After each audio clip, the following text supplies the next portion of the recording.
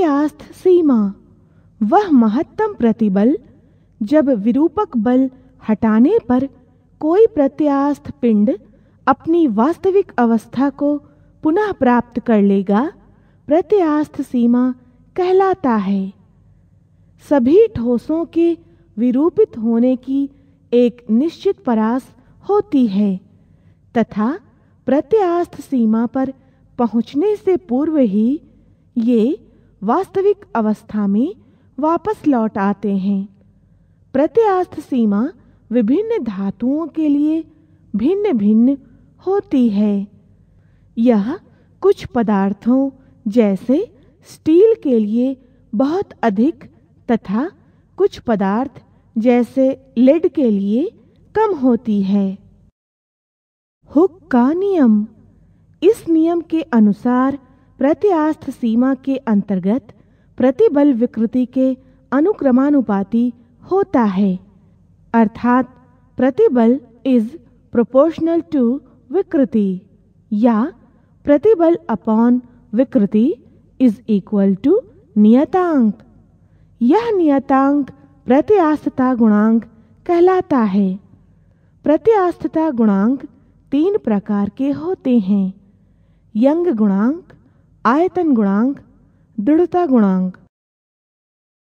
Hook के नियम के अध्ययन के लिए प्रयोग।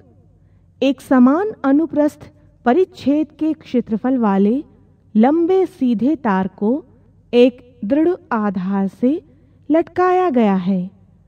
तार के मुक्त सिरे से लगे हैंगर पर ज्ञात भारों को रखा जाता है।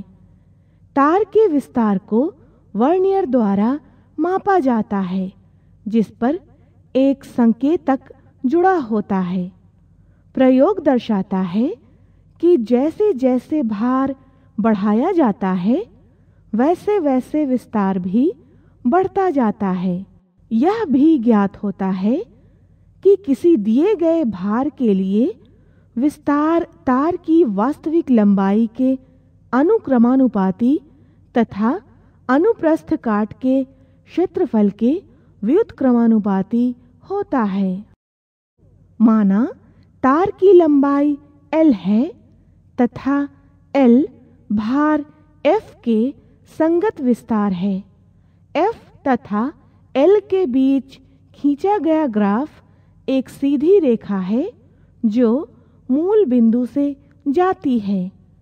ग्राफ से यह पाया जाता है कि F is proportional to L। माना A तार के अनुप्रस्थ परिच्छेद का क्षेत्रफल है, तब F upon A is proportional to L upon L। जहाँ A तथा L नियतांक हैं, इसका अर्थ है कि प्रत्यास्थ सीमा के भीतर प्रतिबल इज प्रोपोर्शनल टू विकृति, जो कि हुक का नियम है।